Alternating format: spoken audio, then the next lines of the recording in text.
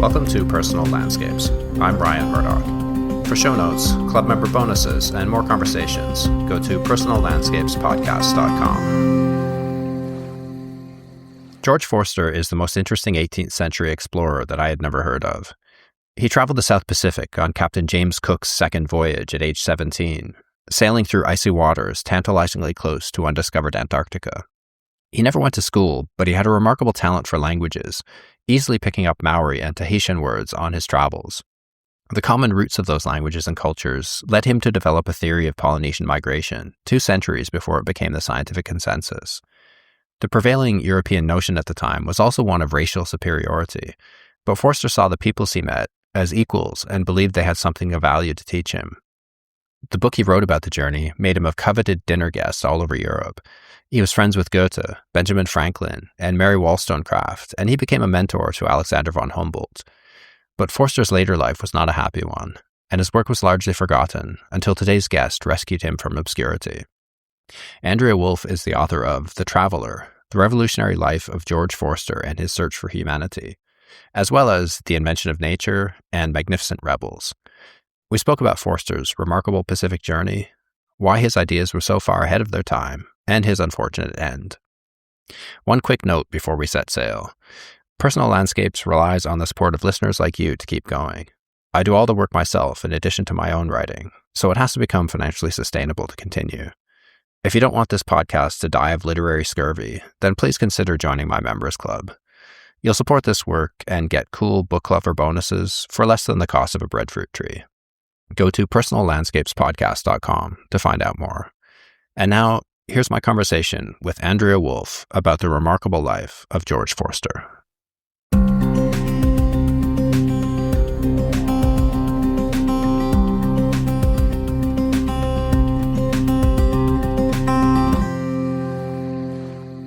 I'm pretty well read when it comes to travel and exploration, but I'd never even heard of George Forster. So how did you come across him, and why did you decide to write his biography? I came across him twice, actually, during writing my previous 2 books. So first I came across him when I was writing The Invention of Nature, which is about the German explorer and scientist Alexander von Humboldt, because he was Humboldt's friend and mentor.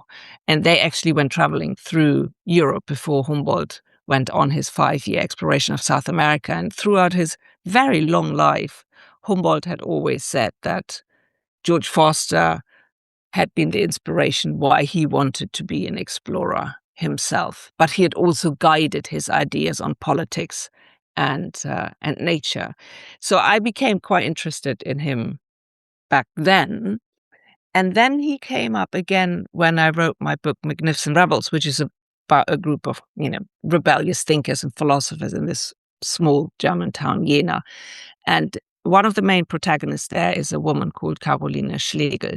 And she was this very fierce and quite wonderful, I think, woman who lived at the end of the 18th century. And she was a very, very good friend of his. They had met through Forster's wife, and they had lived together for a couple of years in Mainz, which is a town which then in turn becomes the first German republic, which George Forster co-founded. So I thought, a man who is greatly admired by the brilliant Alexander von Humboldt, but also by Caroline Schlegel, that, I would like to learn a little bit more about him. So that's really how it started. And then it was his actual writing that pulled me in, because sometimes you read about interesting historical figure, but they don't really grab you when you read their letters or their writing. And his voice was a very unusual voice for what I had encountered over the past 20 years in research in the 18th century.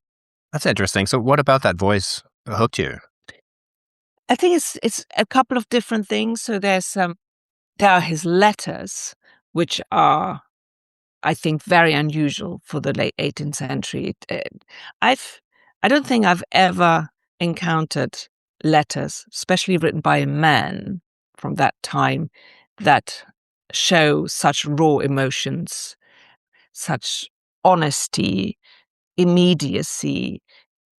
It really reveals a man who's very honest with himself, but also with the wider world around him. And they are so intimate, really, that I felt I can actually sit on his shoulder while writing this book. I've never been so close to a protagonist because he's so open about his feelings.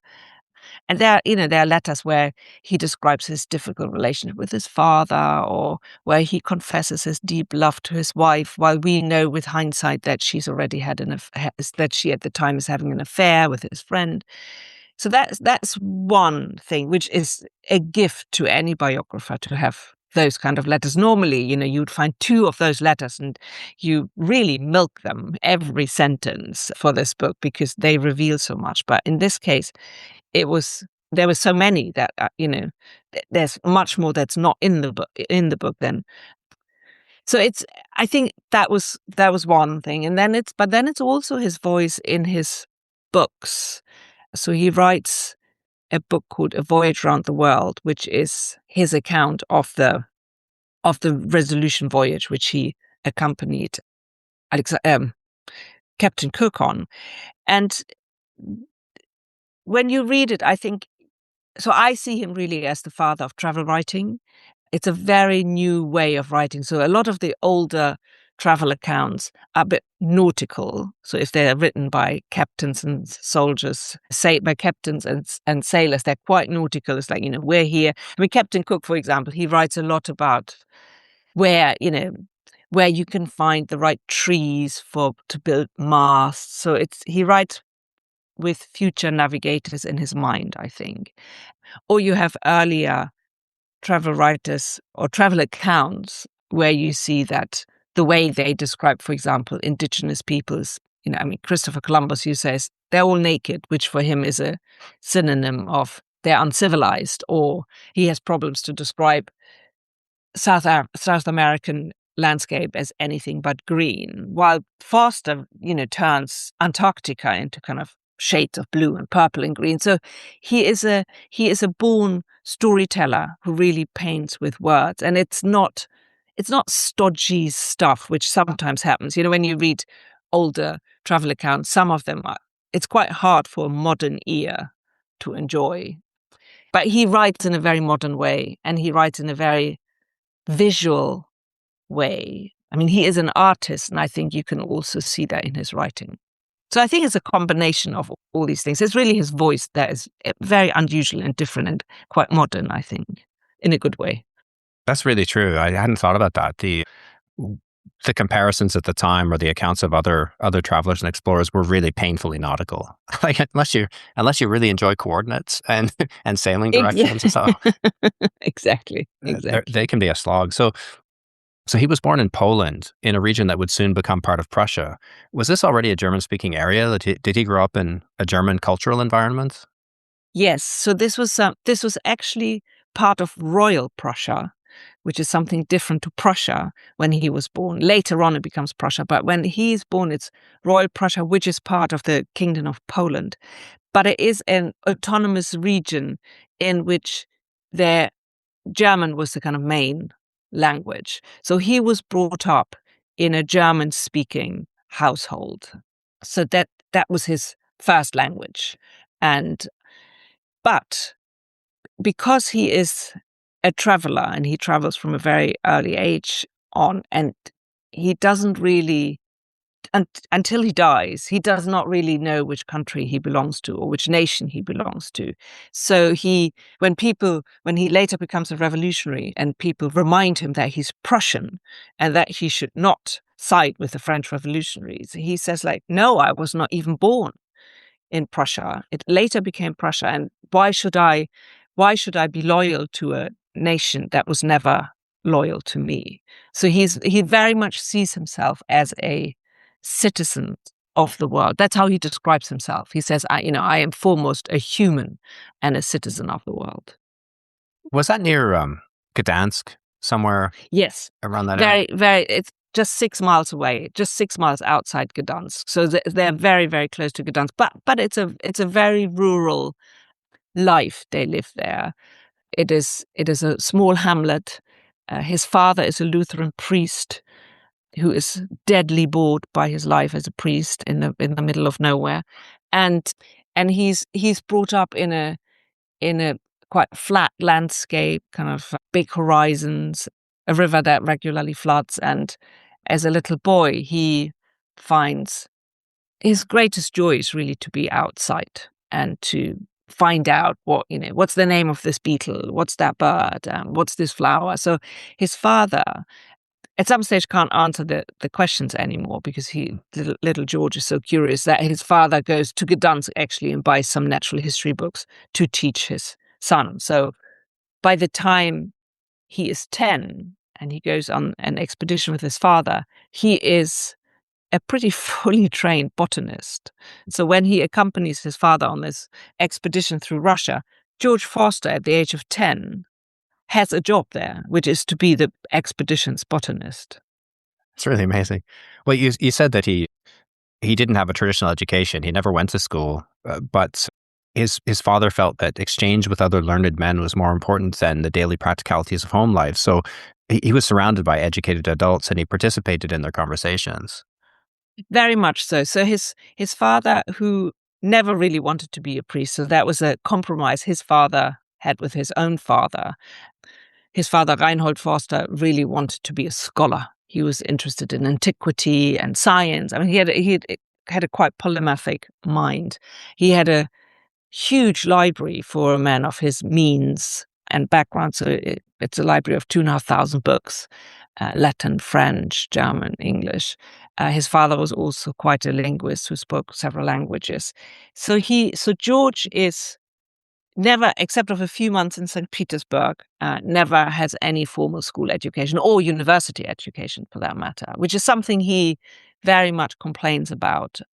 But he also says, George says, that it allowed him to think more freely. And he says it allowed me to philosophize in an unphilosophical manner, which really meant that he was also not bound by the scientific establishment or by a particular ideology.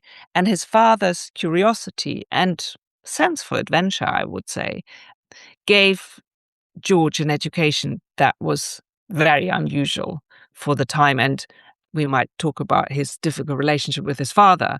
And there's much to be said about that. And he was in many respects, a very difficult dark shadow in his life. But it is also his father's curiosity and knowledge that made George the thinker he became.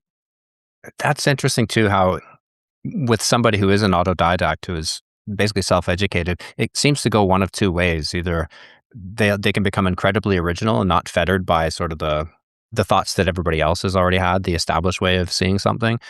They can approach it quite originally, or at the same time, they can be subject to or prey to all kinds of crazy ideas. Like Henry Miller or somebody like him was a good example. He's such an original writer, but at the same time, he just come up with the most harebrained ideas as well and buy into those. So he's an example of somebody. Forster's an example of somebody who didn't do that, whose autodidacticism was channeled into some really interesting original thinking that still holds up today, which is quite interesting. Yeah, but I think it's the combination of, what does it come with, that lack of formal school education, for example. And I think in Forster's case, it came with these extraordinary travels and voyages, and not just the Resolution voyage, but also the expeditions through Russia, but also all the other travel. I mean, he was someone who never really lived anywhere very long. So he's this perpetual outsider. But I think it gave him also an insight into the wider world that maybe a lot of people didn't have at that time. So I think, but it also rooted him in reality. I think the traveling. So he's not, this kind of slightly mad, unfettered kind of scholar who sits in his ivory tower and has all these kind of crazy, wacky ideas, because he travels. He meets real people who live very different cultures, who have very different ideas, who look very differently. So the freezing cold of Antarctica, the humidity of Tahiti, all of these are things that you feel in your body. It gives you a physicality which brings you back to earth, maybe also. So I want to come back to his father for a second. So I admire his bookishness, but his father sounds like an absolute asshole. Like his character, George's character was almost the opposite of his, apart from being really bad at managing money, which seemed to be a trait they had in common. So Yeah, did you get the sense that his personality formed in opposition to the abrasive side of his father? I think so. I mean, it is always very difficult to, in hindsight, to look back in history and kind of interpret why did someone become like this. But I think in this case, it's almost like textbook psychology what's happening here. So you have this so Reinhold Forster was a, a very complicated man. He was definitely narcissistic. He was freely temperamental in a quite negative way. So he has a quite volatile temper. And all his life, George Forster sees his father explode into other people's faces. I mean, literally, he falls out with friends and strangers alike. He manages to upset everyone around him.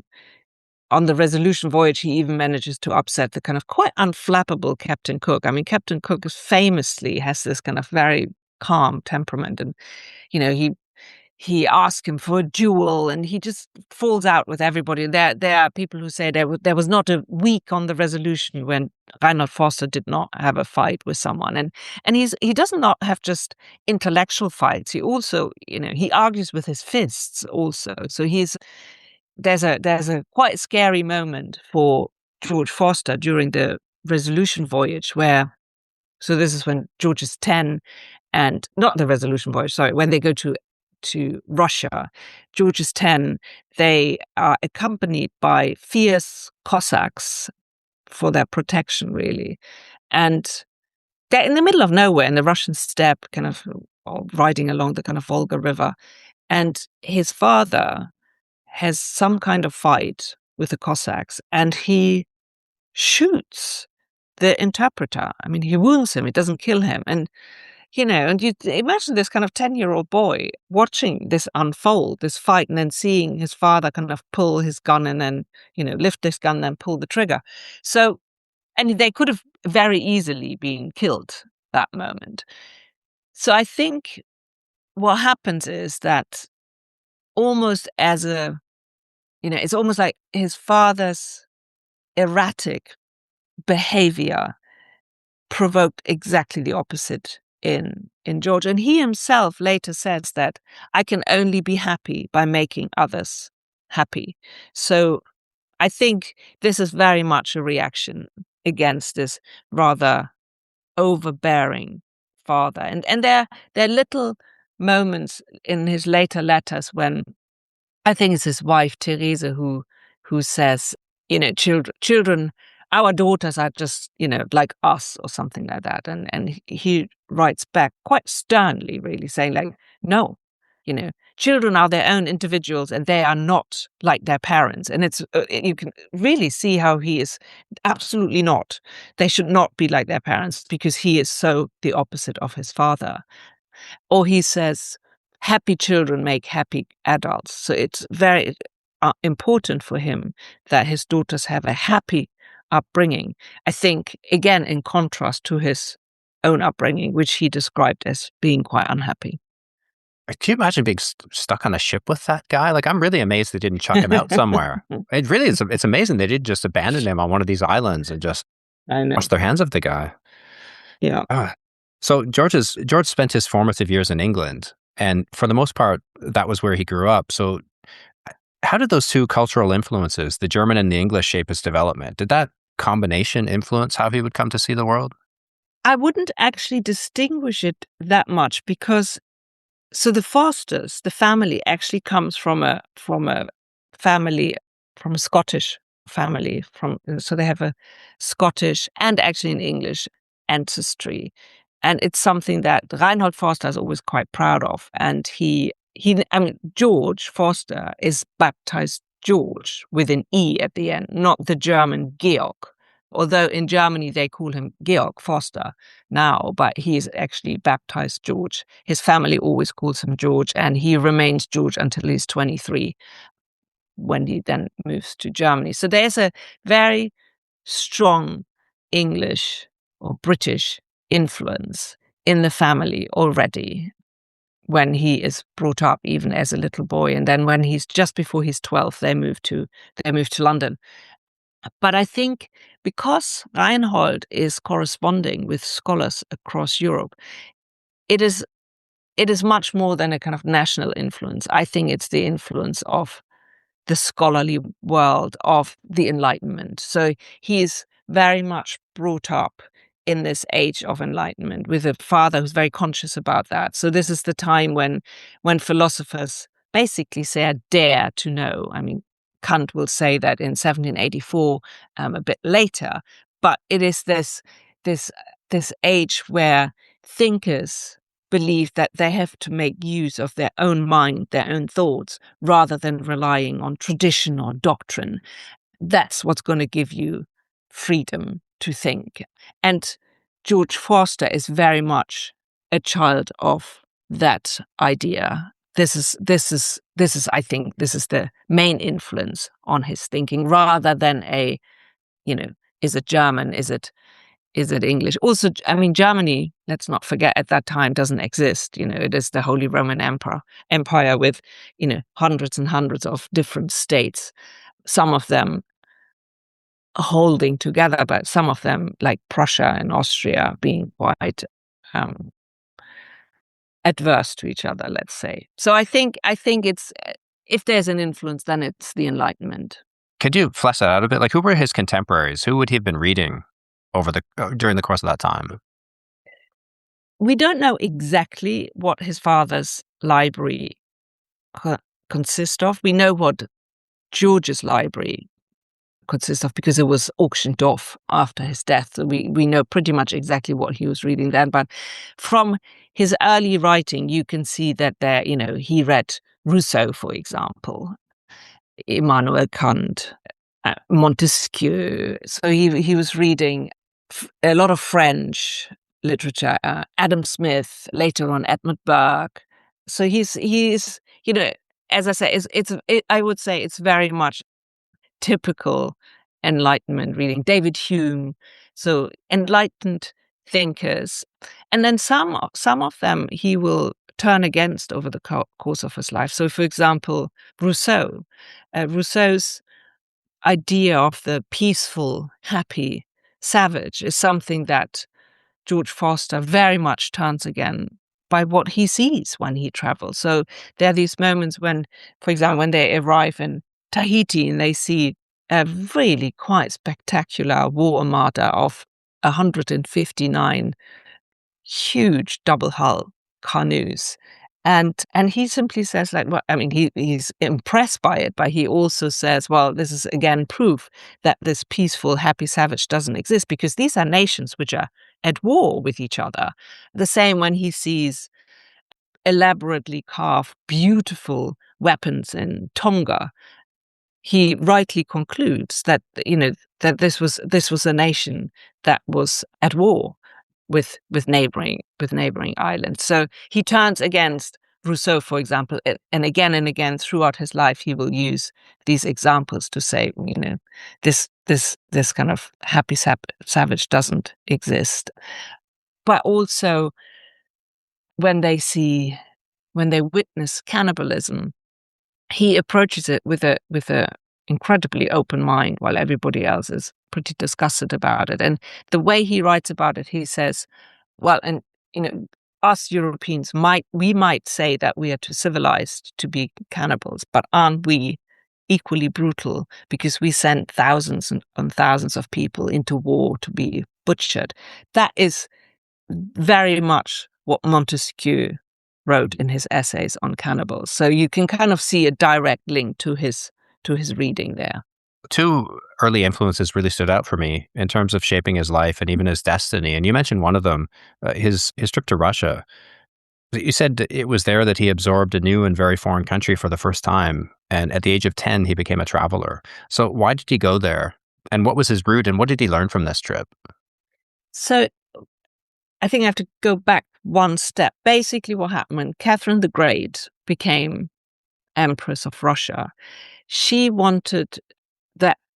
So there's the region along the Volga River, which was very sparsely populated, and she thought it would be a great idea to get hardworking German farmers to settle the land there, to increase agricultural production. So she sent these agents through the German states with advertisements saying, come, you will get land, you don't have to pay taxes for 10 years, you'll get houses, seeds, tools, cattle. I mean, glorious promises. So thousands of German settlers went to the Volga region. And then very quickly, rumors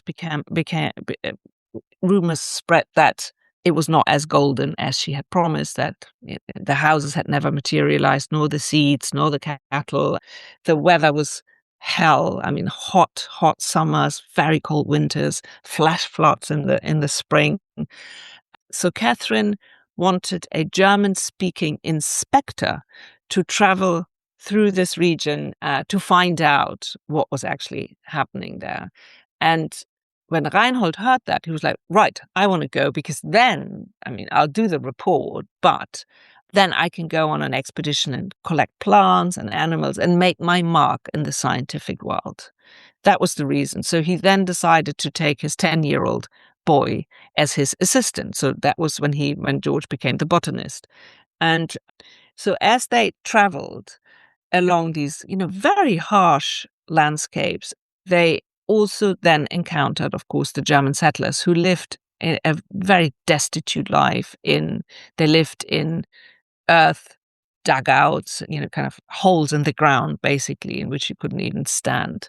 And they were starving. They had diseases. So that was the first time that George saw really the harsh reality of despotism and inequality. And he later said that was the beginning of his love for humankind. And that's the beginning of his obsession with ideas of freedom and equality. And really, this passionate belief in humankind. So it marks a quite strong beginning of this. And, as a 10-year-old, you are, your mind is still quite malleable. So I think it really shaped the rest of his life, this trip. And then, I mean, they never go back home to his mother, who's kind of, back home with 6 children.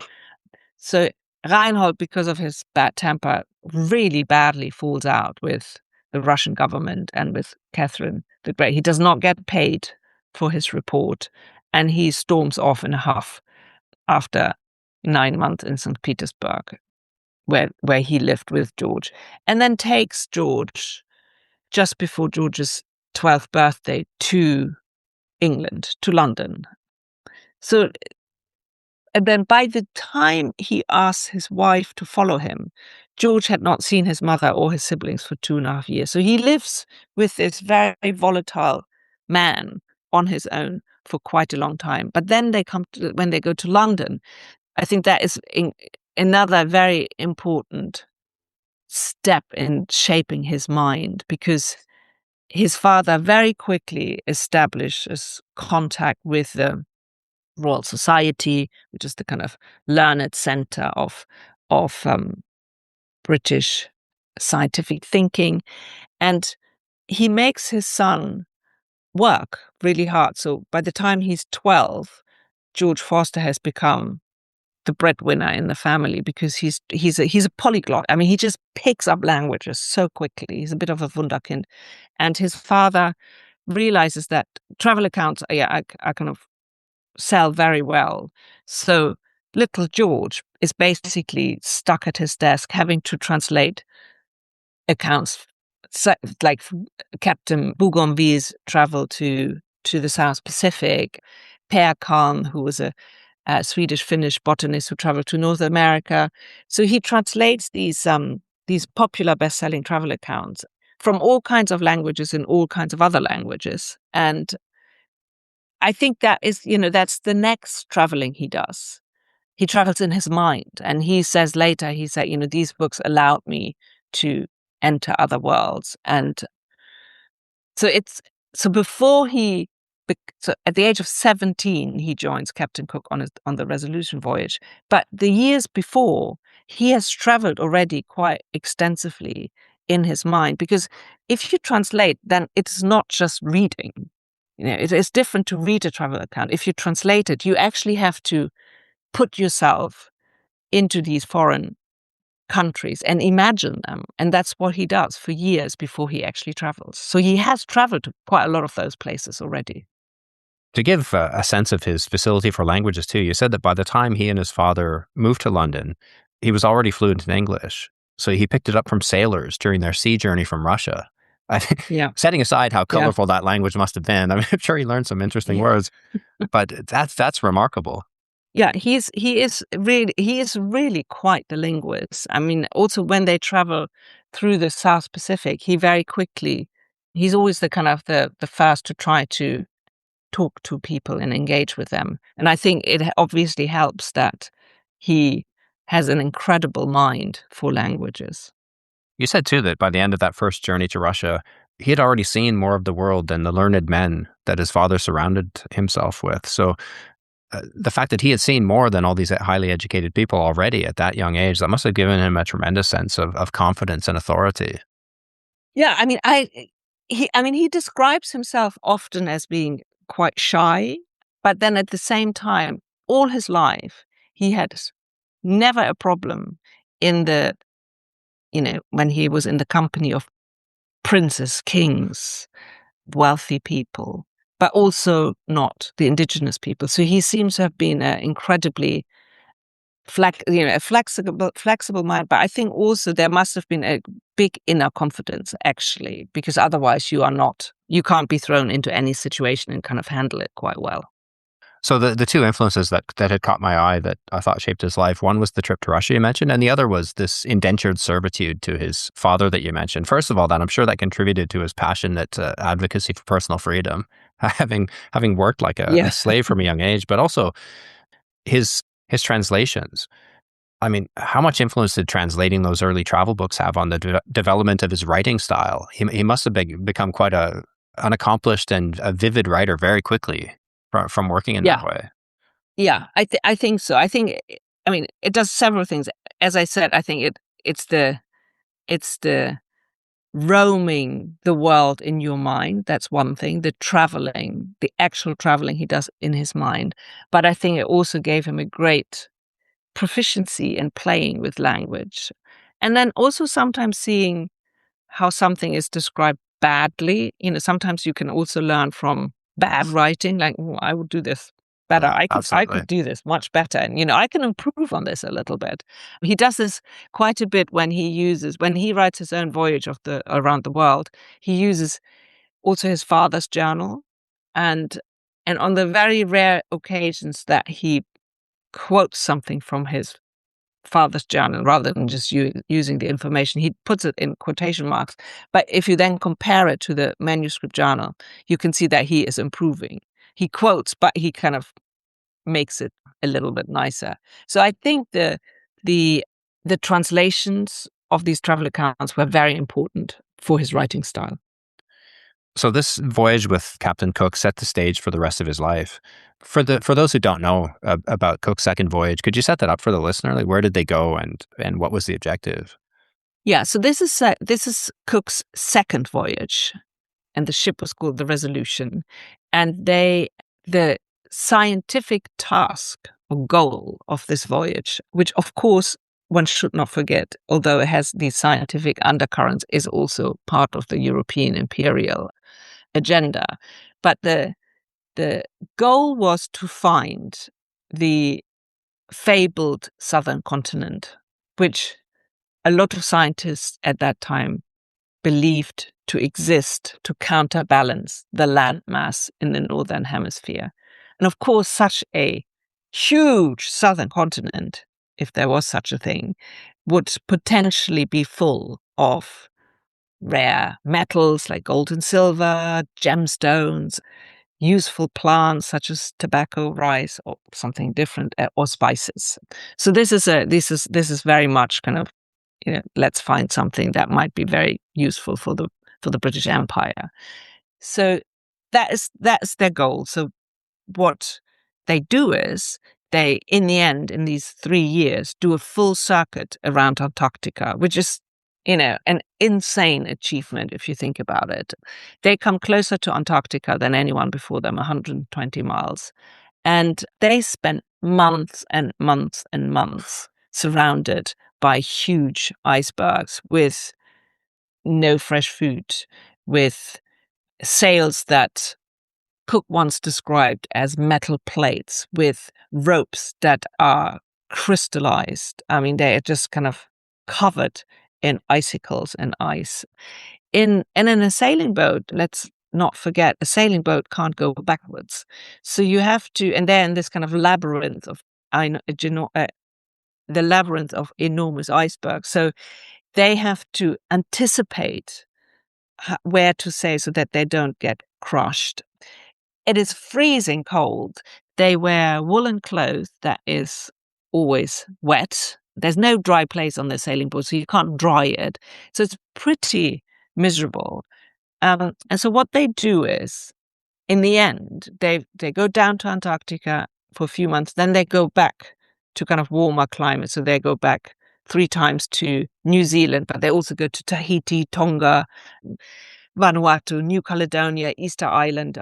So what they do is, and then they kind of always go back in the Antarctic summer. They go 3 times back to Antarctica to make that full circle. So in the end, they sail around 75,000 miles, land miles, which is as if they'd gone 3 times around the equator. So it's a 3-year voyage. It's dangerous, but it's also a voyage of extremes, from the freezing temperatures in Antarctica to the kind of humid heat of tropical islands. So it's an incredible achievement in terms of just kind of navigational skills, but also sheer survival.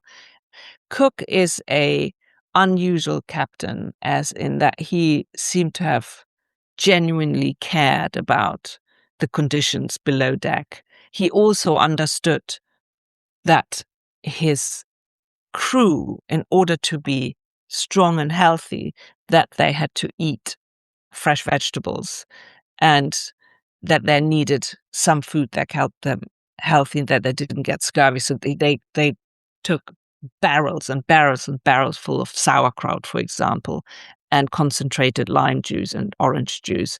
And wherever they stopped, if it wasn't Antarctica, because obviously there was no vegetables there, but they would always collect wild greens. And the crew hated that. That was not really what they liked. But no one died of scurvy on that 3-year voyage, which was quite unheard of. So they have these many, many months when they're just stuck on the boat sailing. But then they have these very intense weeks where they stay on these islands or in New Zealand, for example. And that's really where George Forster's mind shapes about humankind. Yeah, you said that the observations he recorded on that trip painted a portrait of the world as one of connections rather than divisions, on what holds us together then, rather than what sets us apart. It's a very anthropological view, long before the formation of that discipline. Yeah, he is an intuitive ethnographer, and he approaches indigenous people with an incredibly open mind, and very unlike other Europeans and explorers who looked at indigenous people through the lens of arrogance at best, but brutal disgust at worst, and who definitely saw themselves as being superior. And he doesn't do that, although he starts like this. And I think that makes it even more interesting. So when they first arrive in New Zealand, so this is they've just spent 4 months in and around Antarctica. The ship is pretty battered. The men are pretty battered, and they arrive in New Zealand at Dusky Sound, which is the southern tip of the South Island. And Cook sets up all these workshops at the shore, sailmakers to repair the tattered sails, and carpenters, and they're all kind of, you hear hammering and sawing and all the kind of noises of these kind of activities. And George Forster looks at it, and he writes how, look at this scene of art and industry. We bring all this to the barbarians. So this is very much how a typical Enlightenment thinker, European, would approach this. And within 6 weeks, that has changed. So, but by the time they sail from Dusky Sound to Queen Charlotte Sound, which is at the northern tip of the South Island, 6 weeks later, he writes completely differently. So suddenly it is, how can we judge these people? We don't understand their culture, their moral value system, vice and virtue are relative concepts. And the reason is because he has spent 6 weeks with the Maori, and he very quickly, because he's this intuitive ethnographer, he very quickly understands that this is a civilization which has art, which has science, which has culture, and from that moment onwards, he says, "Who are we to judge these people? We cannot judge them when they, for example." When everybody gets annoyed about the Tahitians for taking knives and bed linen and tools, he steps back and he says, well, the concept of property is clearly very different in Tahiti to the European concept, so we can't judge them. Vice and virtue are relative concepts. And I think that is, for me, that was the beauty about following him really through his diaries and through his thoughts, to kind of see how this is changing by the encounter with real people who he, unlike other European explorers, does not see as kind of half humans or beasts or something like that. They are always human beings for him. And it's this voyage, he returns from this voyage with an unshakable belief in humankind and in the equality of races, which is very unusual for his time. Yeah, they're incredibly unusual. To give for the benefit of listeners, to give them a sense of just how unusual this is, what we might think of as anthropology started coming together in the mid-19th century with the formation of the Anthropological Society of London. That was in 1863. I think it was Richard Burton was one of the co-founders. And the earliest theorists, the ones that I studied when I was a student, the ones we always started with, they set out to study the entire array of human cultures in the hope of compiling this, vast ethnographic archive that would eventually allow us to find patterns within that, the common patterns that underlie all of it, and eventually help us figure out what we are and who we are. But it sounds like a project he would have been up for, but it also sounds like he almost anticipates it.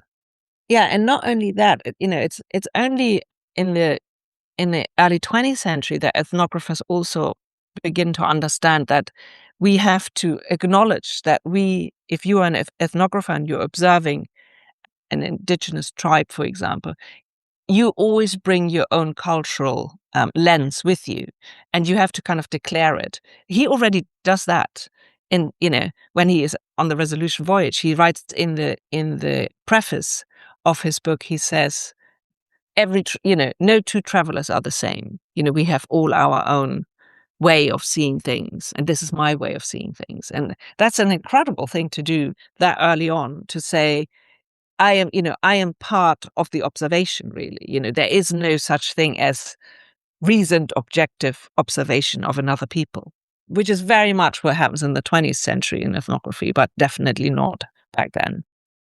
I thought it really interesting, too, how well his linguistic talent served him on this voyage. Like you said, he was quick to learn Maori names and words. He would point at things and get the names of plants and animals and clothing and weapons, but he also wanted to understand their way of life. And he did the same thing when he arrived in Tahiti. And he quickly realized that the languages of these distant islands had a common root, and their cultures were also strikingly similar. So he would go on to develop a theory of Polynesian migration, 2 centuries before it was proven? Yeah, I think that really blew my mind when I read about that. So what he does is, it's 2 things. It's by comparing the different languages he sees on the different South Pacific islands and the distribution of breadfruit trees.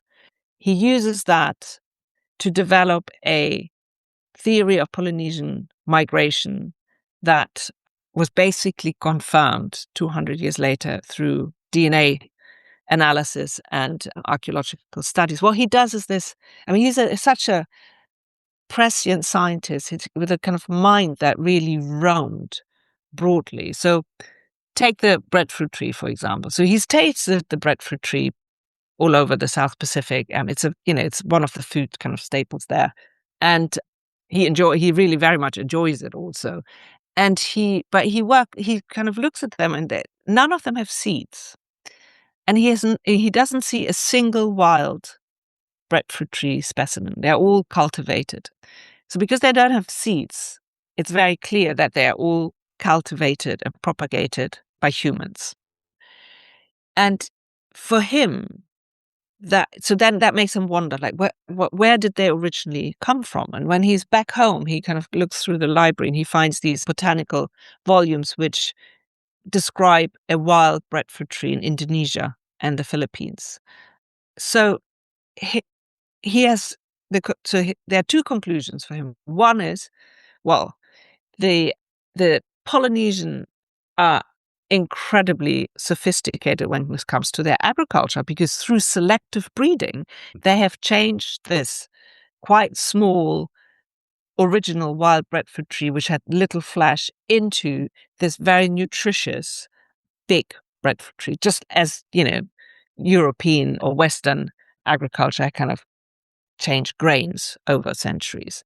But the second conclusion is even more amazing. He says, well, if it comes from Indonesia and the Philippines, the only explanation that they ended up saying Tahiti is that Polynesian ancestors went out to explore and took their most important crops and animals with them and brought them to these islands. And then when he looks at languages, this is all confirmed, because first of all, most of them are just a dialect. So it's one language and then often it's just a word, just a letter that is changed, or a vowel or something like that. So they're very similar.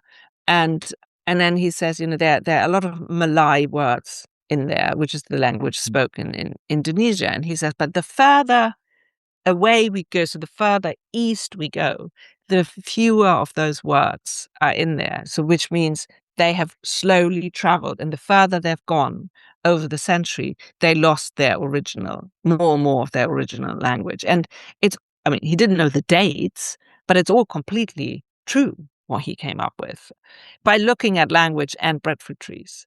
And I think that for me, the breadfruit tree is the amazing story also, because ostensibly this is, he writes this botanical treatise about the breadfruit tree, but it becomes this cultural and linguistic theory, all wrapped up in this little pamphlet or essay about breadfruit tree. I checked the dates on this, and the debates over the settlement of Polynesia, the exact dates weren't resolved until 2011. That was thanks to a breakthrough in radiocarbon dating. So that's pretty amazing. And we should remind the listeners, how old was he on this voyage? Well, he was 17 when he started, and he was 20 when he returned. That's incredible. Yeah, that puts us all to shame. And it's not only these abilities that he had, but he was also a skilled draftsman. You pointed out earlier that he went on the voyage as a naturalist. So he spent much of the time at sea making increasingly skillful sketches of the plants and animal life that they found. So were you able to examine his drawings? Do they still exist? Yes, they are. They are all at the Natural History Museum in London, because the terrible father. So we have to thank the terrible father for that, because when they return with hundreds and hundreds of botanical and zoological drawings, they very quickly run out of money, because Reinhold Forster is a bit spendthrift. And so Reinhold just takes George's drawings and sells them to Joseph Banks, who was the naturalist on the first voyage and who is very wealthy. So, and Banks's collections are at the Natural History Museum. So all the zoological ones are also online, so anyone can look at them, and they're beautiful when you see them. And what's amazing is, because he never really finished all of them, you can see how he worked with them. So you have these very quick pencil sketches, drawings, which he did on the spot. But imagine they have like they are 3 weeks on one island, or a week only. So everything they find, he has to quickly sketch, but he doesn't have time to work on them, to color them in. And so what he does is sometimes he just colors in one leaf, for example, or he writes instructions like eyes gray, breast pearly white, or something like that. So he writes himself instructions to remember, because then he spends the long months at sea. That's when he colors them in, and when he works on them. But because he never finished all of them, we see these different steps in his drawings. But it was devastating for George. But I think it's also one of the reasons why A Voyage Around the World is actually so beautifully written, because he had to recreate his drawings in words. He had to describe what he couldn't show anymore.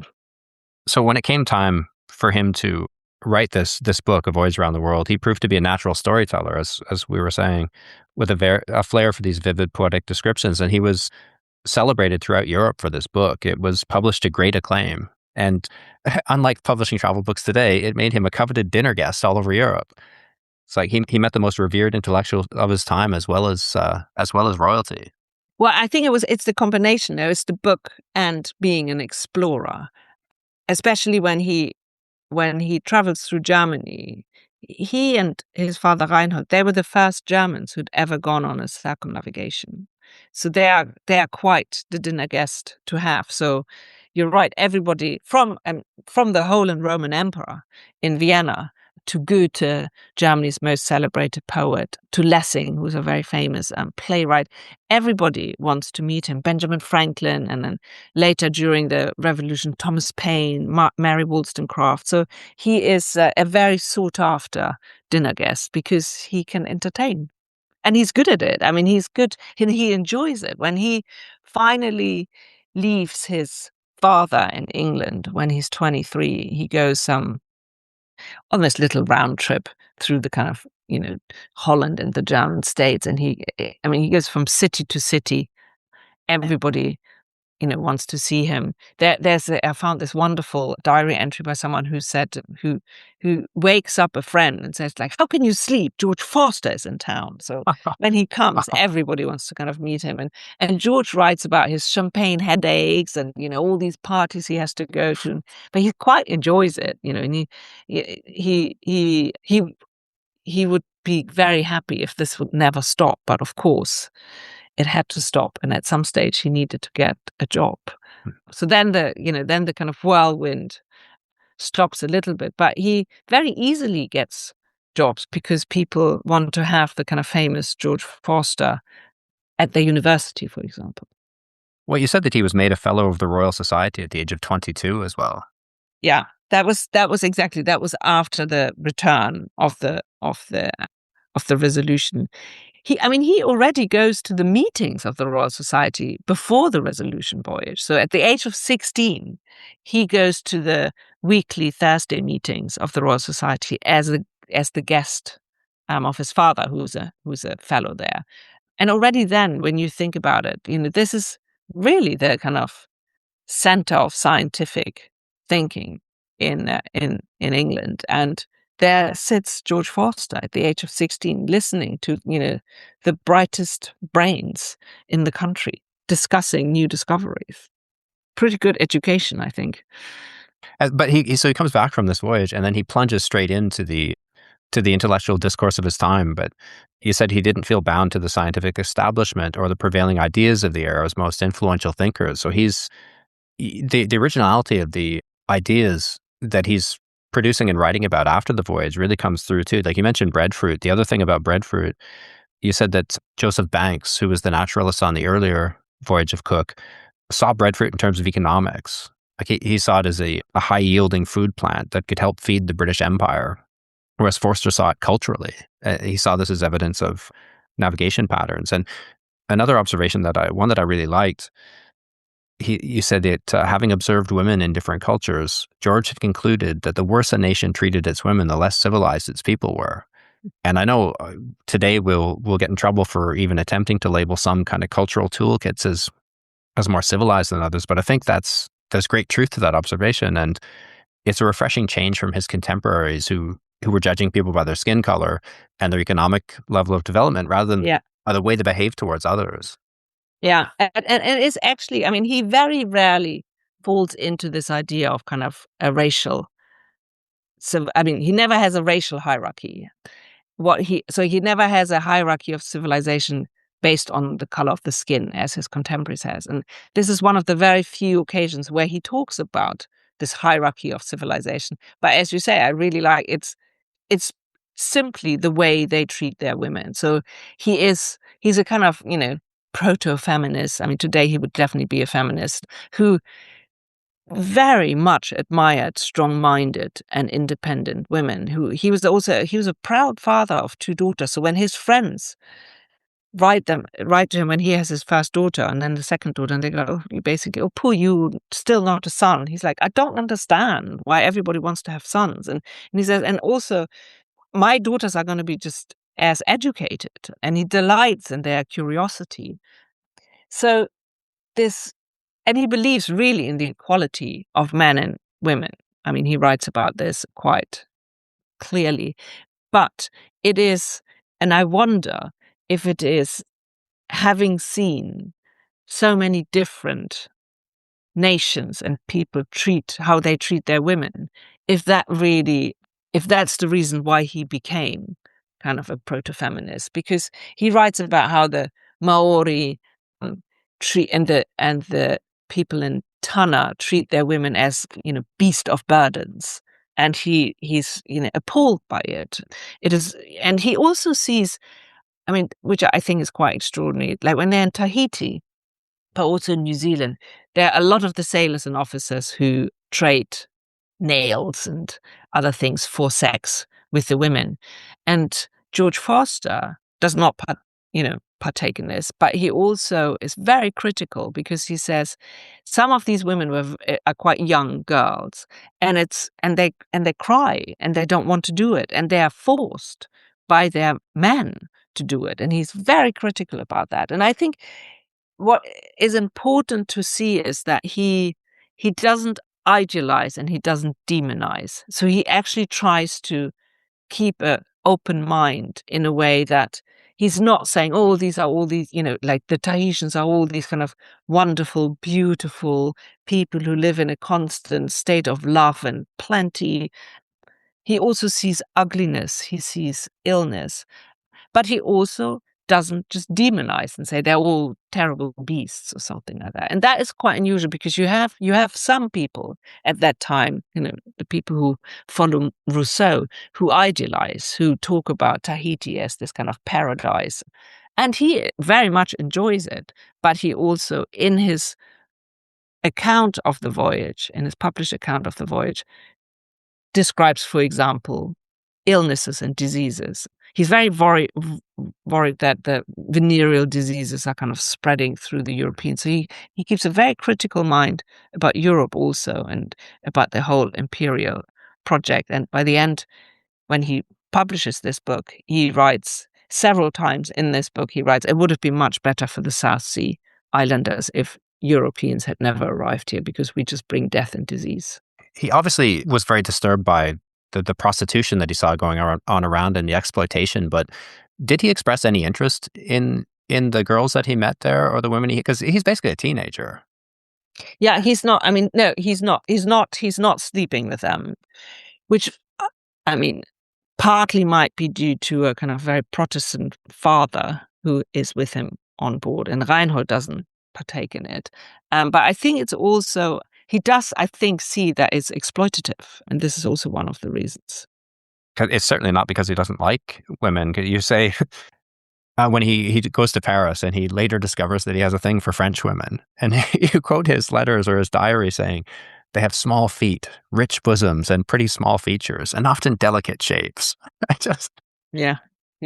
And he talks about the sirens on the market who kind of try to sell him things, and he buys stuff he doesn't want to buy because he's fallen deep into the eyes of someone. And then later when he's in Vienna, that was one of my favorite chapters to write. He goes, so when he gets his job in Vilnius, which he really does not want to do, he does this wonderful detour to Vilnius, which is in Lithuanian, which takes him 7 months. So a journey that should have taken him a few weeks takes him 7 months, including a 7-week stop in Vienna, where he is just in heaven. I mean, he really goes from one party to another party. And it was a beautiful chapter to write because he has a very detailed diary from that time. To see this young man who's been suffering under his father for quite a lot be completely free and light-hearted and a bit frivolous, which he normally isn't, to see a completely different side to him. And there, he has like all these women kind of being very much interested in him, and they let him kiss their bosoms and their cheeks and hands, and he goes from one picnic to another party, and there are all these, Minnie and Laura and Jeanette and Kitty, and there's just so much excitement there, which was wonderful to see. That he's not just this very earnest person, and he is a human being with many flaws. Otherwise, it would be terribly boring. But he is a child of his age, a product of his age. But he shakes off the chains of prejudice. But he misjudges situations. He has his flaws, but at the same time, for me, that makes him so likable, and also, in a way, he's a man who really tries to change the world, kind of sentence by sentence, word by word. But his imperfections also give me some hope that, we all kind of stumble along and slightly confused sometimes, and it all feels a bit pointless. But his life kind of also shows that even if you do sentence by sentence, word by word kind of changes, there is change we can make, even if it's little. And I find him, because he's not this kind of hero in a shiny armor. He is a thoroughly human with all his kind of flaws. I mean, he loves to shop. I mean, he's hugely in debt all the time because he just loves fashion, and he loves books, and so he's not perfect. I think that's what I'm trying to say. He lived a remarkably adventurous life, but in the end, it didn't seem like a terribly happy life. Like, I got the sense that nothing that came later ever really measured up to that Pacific voyage. He did travel within Europe in later years, but it seemed like a part of him always wanted to set out into the unknown again, and he was always kind of chasing the feeling of those early experiences. I think that's partly true, but I think he also, his middle part of his life, when he becomes this kind of very well-known public intellectual, I think he's emotionally unhappy because he has an unhappy marriage. But I think there's also a joy in his expanding kind of intellectual exploits. He loves writing. He just has to do too much of it because he's always broke. And had he been in a happy marriage, that would have been a very happy time for him. But because it is this constant reminder in his head how terrible is the upheaval in his emotional life. But, when he becomes a revolutionary towards the end of his life, there is the same sense of adventure and excitement again. I can do something. I can change something. I am back in turbulent waters. I am back in a storm, and I am at the eye of the storm. And he quite likes that. And I think that's one of the reasons why he so wholeheartedly embraces the French Revolution and becomes a German revolutionary. So he steps out of the study, and he steps into real life again, just as he had on the Resolution voyage. So why didn't he go off on another voyage? Was it because the political situation in Europe had just deteriorated so badly by that time? Well, he is commissioned to go on another voyage by the Russians. Catherine the Great plans a 4-year expedition with 5 boats, 5 ships around the world. And she So this is how famous he is, that Catherine the Great says, I want George Forster to be in charge of the scientific aspect of this voyage. So he prepares for it. He moves back from Vilnius with his wife and daughter to Germany, to Göttingen, where he will leave his wife when he goes off on this kind of voyage. And it's all set up. He gets his expenses are already paid so that he can buy his equipment. He's asked lots of people to kind of join his team. And then war breaks out between Turkey and Russia. And that's the reason why the Russians then cancel the expedition. He's devastated because he's really looking forward to it. And then later, when he's in Paris, he tries to convince the French to organize another expedition. But I mean, they're kind of busy with their revolution and with the Revolutionary War, so that doesn't happen. So you mentioned that his home life was very sad. He did eventually marry, but to a woman who never really loved him. And it sounded like there were almost parallels to his early life. Like when he was young, his labor supported his father and their entire family from an early age. And then in his later life, he was working just as hard and just as endlessly to support his wife and all the various men that she took up with. So he's paying all their expenses in the same way he paid his families when he was young. He doesn't really pay their expenses, I think, but he does let the second lover live with them in their house. I don't know if he paid any rent, but it's I think there is a pattern that repeats, which is that he lets Therese call the shots, just as his father called the shots. The marriage, I mean, there are parts of this which, I mean, today you make a reality TV show out of it. I mean, it's quite outrageous. But she was quite a character. I was very excited when I started this book about Therese because she's a childhood friend of Carolina Schlegel from my previous book, who was this kind of fabulous, fiercely independent woman. And Therese is the same. But then it turned out, and that was quite hard during the writing of this book, she turned out to be not a very nice human being.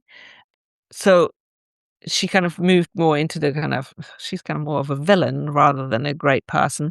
But she was fascinating. She's the daughter of a famous German scholar. She was highly educated, wild, free-spirited, with a great love for books and men. And that's the downfall of the marriage.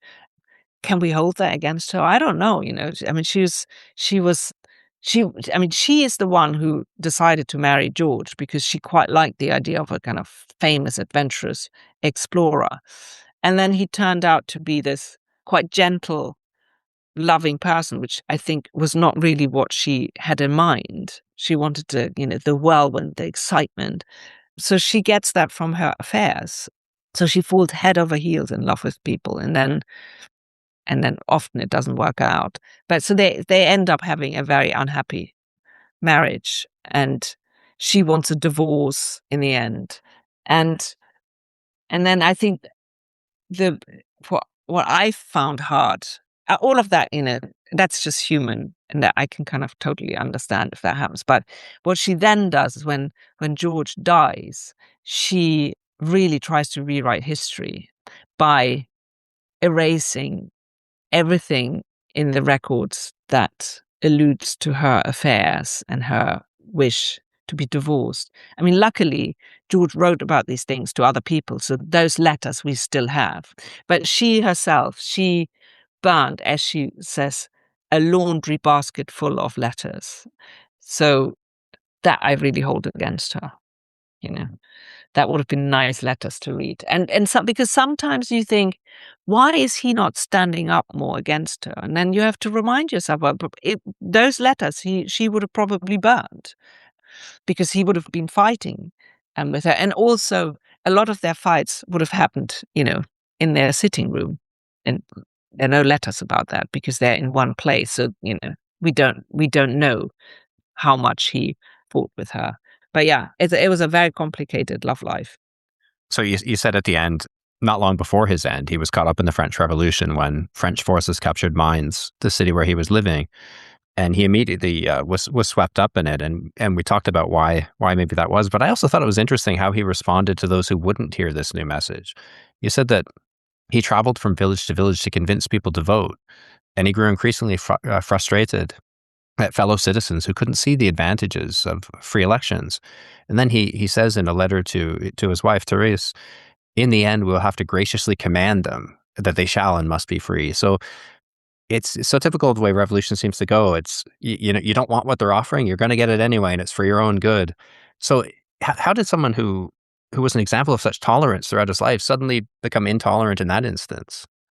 I think this is a letter written in great frustration because he organizes the very first free election on German soil. You know, this it's something he's kind of waited for all his life, really. You know, you can have freedom.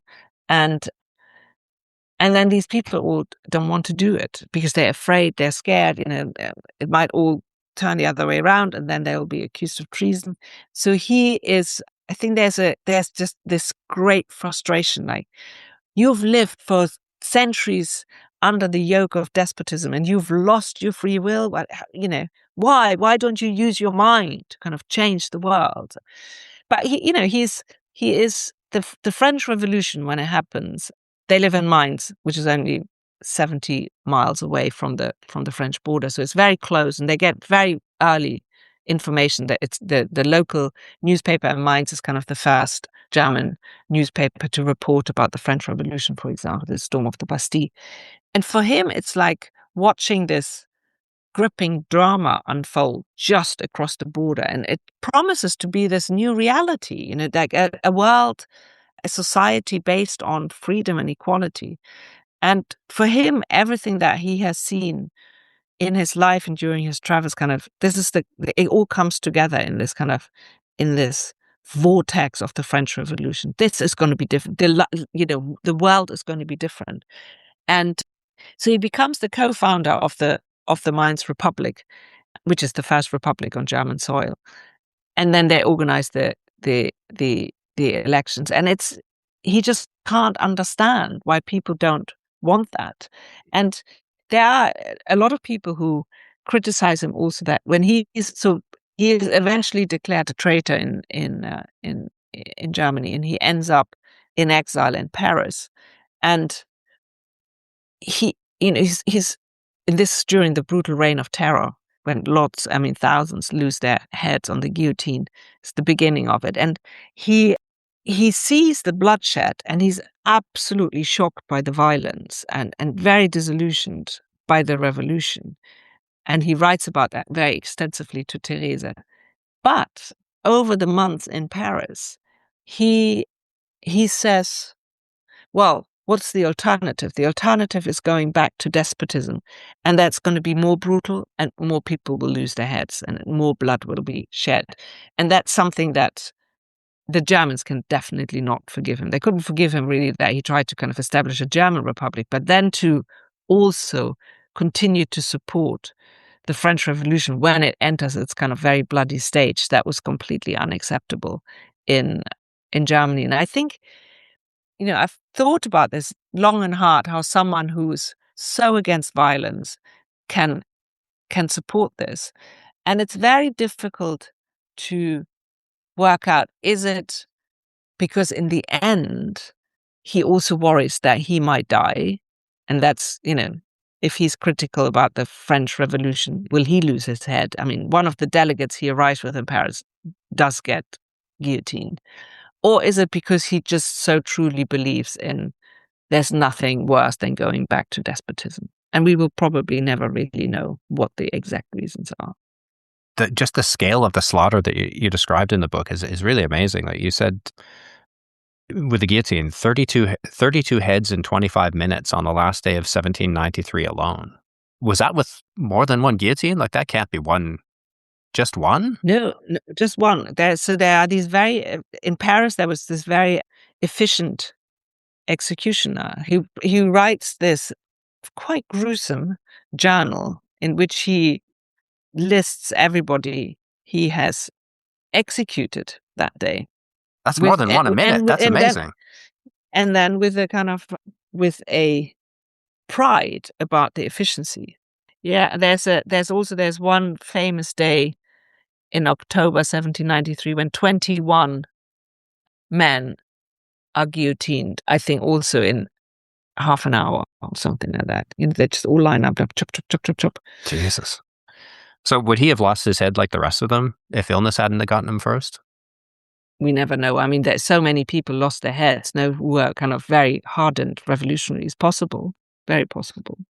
I can imagine how disillusioning it must have been for him too, in terms of explaining why he suddenly became so frustrated and intolerant with those people over this issue, because he had fought his whole life for personal freedom, and then he realized other people don't really want that. Like, I don't think most people want total freedom in the end, because very few people try to pursue that in their life, and they're more comforted to have a structure and a set of rules around them to govern how they behave. Very few people actually want what he wanted, so that must have been very disillusioning for him as well. Yeah, he was traveling with Alexander von Humboldt in 1790, so this is the year after the revolution, and he sees how across Europe there are kind of pockets of revolutionaries who are trying to, do the same thing in their states, but often when he speaks to people, he's really shocked how they say, like, "Oh no, we don't want that freedom." He just can't understand. He really can't understand, and it makes him incredibly frustrated. So just a couple questions about your work as we come to a close. So you said you had access to a lot of letters. How much of Forster's writing did you have access to in researching the book? Is it all basically still available apart from the letters that were burned? Yeah, I mean, it is quite extraordinary. I mean, so he was pretty much written out of history across Europe, but also in Germany. Because sometimes people say to me, like, "Oh, is he not much more well-known in Germany?" And he's a bit more well-known, but not really that much, because he's also written out, because he's seen as a traitor, because he supported the French. And it was only in the 1950s that historians in East Germany rediscovered his role in the Mainz Republic as a revolutionary. So they were looking for revolutionists. And they set up this huge research project about George Forster, and it was based in Berlin, where they collected all the letters, and then they published a letter edition and his collected works. It was never finished, but there is a lot in there. So this is 18 volumes. So there's a massive amount there, which makes life much, much easier. And then, then over the years, kind of more stuff has come up, which you can find kind of in archives scattered around. But you have, for example, the family, when they were in England before the Resolution voyage, they were for 2 years in Warrington at the War Academy. And there's an archive which has the documents, which are the minutes of the meetings when they decided to employ Reinhold. We have all the minutes of the meetings of the Royal Society in an archive in London, and including the exclusive dinner club there, which gives the date, who came to visit, and the menu. So I can, which is great. So I can put George Forster and Reinhold in this tavern, and I know exactly what they ate after the Resolution voyage. So there is a lot of material. And because he was so famous, you have a lot of people writing about him when they meet him. So you find material in diaries and letters of other people who said, "Oh my God, we met George Forster today. It was so exciting to meet the great explorer." So you have that also. And because he was then of course you have the Resolution voyage, you have a ton of material, because you have not only Reinhold Forster's journal and George Forster's book, but you also have Cook's logbooks, and then there are like 3-4 more logbooks by other officers and midshipmen who also wrote them. So that's pretty well covered. So for this book, I had a lot of material, and great material. The letters are just, as I said earlier, just absolutely fabulous. So, and then of course, for me, there's always the traveling I do myself to follow the footsteps, which I was hesitant to ask you about that, because I know I'm going to be consumed with envy. But so you traveled to the locations he wrote about as well? Yeah, not all of them, because sadly I'm not a billionaire who can kind of afford going, I'll just go for 3 years off and, hang out on all the South Pacific islands. But what I always do is I write the book, and then I can identify which other places that are quite essential for me to actually see. So with this one, I knew, New Zealand and French Polynesia I had to see because they spent so much time there and they're important in the book. And and those travels are always kind of odd but wonderful because you follow the footsteps of someone else. So you don't go to where the tourists go. So sometimes you end up in kind of strange places and rather wonderful places you would have never gotten anywhere. So, for example, I went to Dusky Sound, which is the southern tip of the South Island, which is this 40-mile fjord. And it's very remote, very, very remote. We had to take a helicopter and a boat to actually get there. So my entire trip was planned around that because there are very few boats which go there for a longer period of time, and I wanted to spend some time there. And so it's so wild and remote that the landscape has essentially not really changed since Forster went there. And that is a very rare thing to experience, because even when I followed Humboldt's footsteps up Chimborazo, which is this volcano in Ecuador, it has changed because of global warming. So the glacier is kind of really retreated. So it was a very different landscape. While there, it's pretty much exactly how it was, including I found at the natural harbor where they anchored, the tree that they used as a gangway. It's still growing there, kind of almost Wow. horizontally over the water. And we know that we can absolutely pinpoint down which tree it is because we have a painting by William Hodges, who was the expedition artist, who paints exactly that scene. And those are just moments when, I don't know, it's like some kind of fourth dimension opens. You really feel like, wow, the resolution is just going to come around the corner now and they're going to anchor here. So they don't really make it into the book as such because this is not about me finding George Forster. I'm telling the story of him. But it helps me also to make more sense of what he must have thought. So, I mean, I had never been to New Zealand before, and I was just absolutely mesmerized by the otherworldliness of the ancient forests. And you just think, when you see these huge tree ferns kind of lace the sky, do you think that, I can prepare for this. I mean, I've seen tree ferns in botanical gardens, but to see an ancient forest with all these miniature forests on top of the stems, it's just this dripping, lush, fecund, kind of wonderful, almost prehistoric landscape. Do you think that how strange this must have been for George Forster 250 years ago? So you kind of appreciate then even more how he is actually able to describe these things, which I felt often I'm lost for words other than saying that, oh my God, this is amazing, and he has this very beautiful way of describing the forests. And that's such a key location too. Like you have to go to those places to get a sense of how you can describe it in the book and to get a sense of what it must have felt like to have been there. It's also a lesson in choosing your projects very carefully. Because I mean, had you just written about an Antarctic voyage, you would just have to eat ship's biscuit over and over until it becomes Exactly. weevily and just a lot of sauerkraut. So my last question, like you did such a wonderful job of bringing him to life in this book. So what is George Forster's legacy today? I think I can only tell you what I think his legacy is today for me. And for me, it's his belief in this unshakable belief in humankind, this kind of messy, uncontrollable thing that is us, more than 8 billion of us, all so utterly different and so alike. So for me, his belief that we are all one human race and we are all one species. We all have share the right to dignity and freedom and humanity. I think that is for me, in a world which, our world at the moment, which seems to retreat behind national boundaries more and more, and where divisions and discord is kind of emphasized. I really see him as a as an inspiration that, there is unity in our diversity, and it doesn't make us all alike, but it's a bond that should hold us together.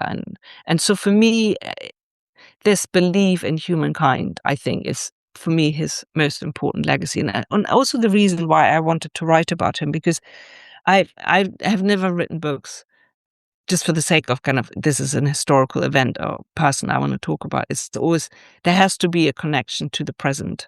And in Humboldt's case, it was this, why have we destroyed so much of our planet? If there was someone 250 years ago warning about harmful human-induced climate change. And with Forster, it is this quite humble man who sees the beauty in us as humans, as one species, rather than dividing us all into these kind of little national groups. And I think it's in our current climate a quite important idea. Thank you for your time today, Andrea, and thank you for bringing to light this largely forgotten story of such an original thinker and a fascinating traveler. I've really enjoyed it. Me too. Thank you. Thanks for listening to this episode of Personal Landscapes. If you like the podcast, please give it a rating on iTunes and subscribe through your favorite app. And please consider joining my members club on Substack. You'll be supporting an independent, ad-free podcast that publishes carefully curated conversations like this one, backed by decades of reading. Go to personallandscapespodcast.com for details.